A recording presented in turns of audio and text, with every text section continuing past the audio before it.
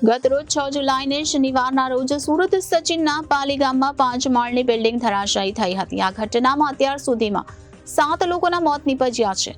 કાલ બપોરથી આજે સવાર સુધી રેસ્ક્યુની કામગીરી ચાલી હતી। હાલમાં કાટમાળ ખસેડવાની કામગીરી શરૂ છે। કોઈ વ્યક્તિ કાટમાળ નીચે હોય તેવું હાલ તંત્ર પાસેથી જાણવા મળ્યું નથી।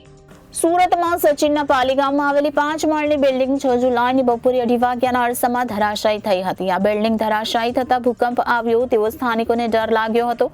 દરમિયાન ધરાશાયી બિલ્ડિંગના કાટમાળમાં કેટલાક લોકો ફસાતા ફાયર બ્રિગેડની ટીમ દ્વારા ગણતરીની મિનિટોમાં રેસ્ક્યુ ઓપરેશન હાથ ધરવામાં આવ્યું હતું।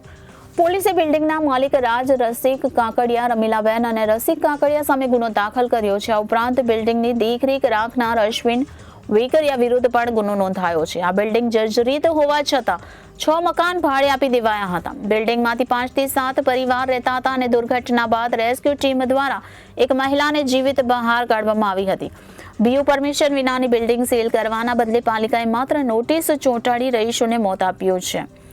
પોલીસે આરોપીઓ વિરુદ્ધ ભારતીય ન્યાય સંહિતા કલમ 105-54 મુજબનો ગુનો નોંધી કાર્યવાહી હાથ ધરી છે। તો સચિનના પાલીગામ વિસ્તારમાં આવેલી 5 માળની ઇમારત એકાએક ધરાશાયી થઈ જતા આસપાસના વિસ્તારમાં ફફડાટ ફેલાયો છે। ઇમારતે ધરાશાયી થવાની ઘટના બનતા ફાયર વિભાગે ઘટનાસ્થળ પર પહોંચી રેસ્ક્યુની કામગીરી શરૂ કરી હતી। ફાયરના ઉચ્ચ અધિકારીઓ તેમજ સચિન પોલીસ સહિતના અધિકારીઓ પણ ઘટનાસ્થળે પહોંચી ગયા હતા। 2017માં બનેલું બિલ્ડિંગ 2024માં તૂટી પડ્યું છે। રેસ્ક્યુ માટે ફાયરની ટીમ ઘટનાસ્થળે પહોંચી અને તેની સાથે કલેક્ટર, પોલીસ કમિશનર સહિતના ઉચ્ચ અધિકારીઓ પણ સ્થળે દોડી ગયા હતા।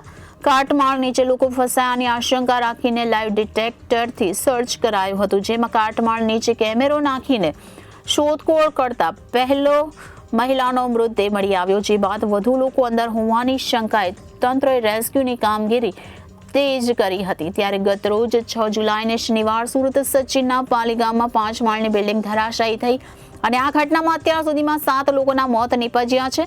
કાલે બપોરથી આજ સવાર સુધી રેસ્ક્યુની કામગીરી ચાલી હતી। હાલમાં કાટમાળ ખસેડવાની કામગીરી શરૂ છે। કોઈ વ્યક્તિ કાટમાળ નીચે હોય તેવું હાલ તંત્ર પાસેથી જાણવા મળ્યું નથી, પરંતુ બિલ્ડિંગ પડી જવાના મામલે કાટમાળમાંથી 7 મૃતદેહ કાઢવામાં આવ્યા છે અને બિલ્ડિંગ ધરાશાયીમાં 7 લોકોના મોત નીપજ્યાનું પણ જાણવા મળી રહ્યું છે અને હાલ કાટમાળ હટાવવાની કામગીરી યથાવત જોવા મળી રહી છે। Reporter Hitesh Prajapati, Janadesh news, Surat.